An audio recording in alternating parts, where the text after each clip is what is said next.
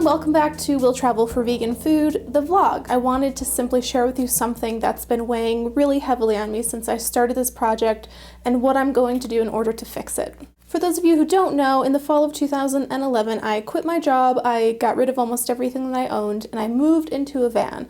I thought it would take about 1 year to try to eat at every single vegan restaurant in the United States. It ended up taking me 2 years.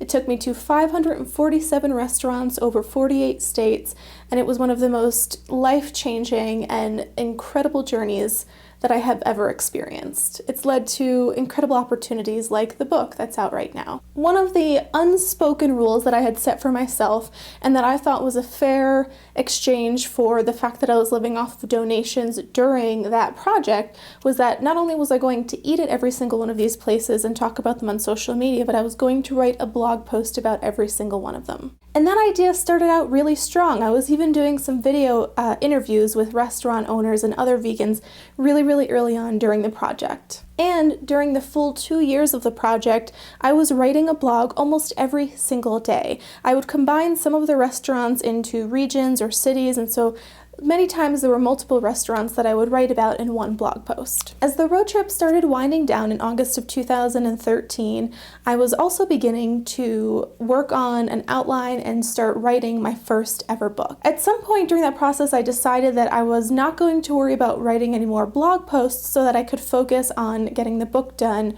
for the deadline that I had with the publisher. Then I finished my book in the fall of 2014. It took me well over a year to finish writing the book, and by the time I was done and submitted the final manuscript to my publisher, I wanted nothing to do with writing. So I decided to give myself permission to take a few months off of writing altogether, though I did end up contributing a few guest posts to some online magazines and blogs. Now, I fully intended to continue writing my blog and to catch up on all of the restaurants that I had yet to write about that I visited while on my road trip. In fact, I even had a friend of mine sending me weekly reminders. He had this spreadsheet and he would go through and look at the restaurants that I hadn't yet written about and send me weekly reminders on which ones I was going to write about next. By the time spring of 2015 rolled around, my book was about to be launched and I was fully dedicated to promoting the heck out of this thing. And I thought, okay, I'm gonna continue to just put the blogging aside because I want to really do an amazing job at promoting this book. I had never written a book before.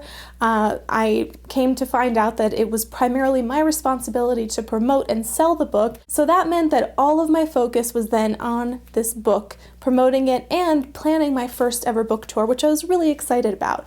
I have no idea if I'm gonna write a book ever again, and so I thought, if I'm gonna do this, I'm gonna do it and really go for it, and heck, I'm gonna try to do a book tour if I can manage one. So I pretty much spent all of 2015 promoting the book. So let's recap here. I was on the road, traveling and writing and eating from the fall of 2011 until August of 2013. From then on, I started writing my book, which took me through October 2014. Then I took a few months off of writing altogether. Once it was spring of 2015, I was hitting the ground running by promoting my book through online resources and a book tour. And now here we are today.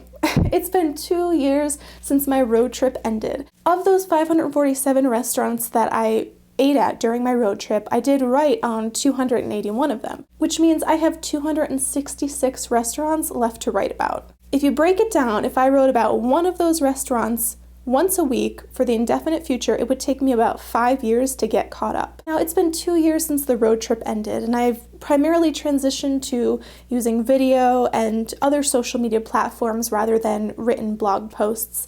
And while I do anticipate writing about food and contributing to other magazines and digital publications in the future, I'm officially announcing that I'm quitting writing about the remaining restaurants that I didn't write about during the formal part of my road trip. I left off in the Houston, Texas area, which means from the East Coast straight over to about Houston is where I left off writing. In fact, I know that I have a draft that's halfway done of Houston, and a handful of other draft posts as well that have been sitting in the back end of my WordPress site. But here's the thing, while that definitely feels a bit heavy and uncomfortable, the project isn't over. You know, going into this, I thought it was going to be a 1 year long, bada bing, bada boom, done and out. I had no idea that I would fall in love with living nomadically and traveling full time. I didn't expect a book to come out of it. I certainly never thought that I would be doing video blogs and posting about my life as much as I do within the Will Travel for Vegan Food Project. It's turned into something different, and I've been going with the flow, and I've been loving every minute of it, even the difficult stuff, and I want to keep going. I want to keep taking you on this journey with me. I already have my 2016 planned out tentatively for what I want that to look like, and it's going to be a really fun year, and I want to take you with me. And if that means having to quit these remaining blog posts and let them go, then I'm going to have to do that.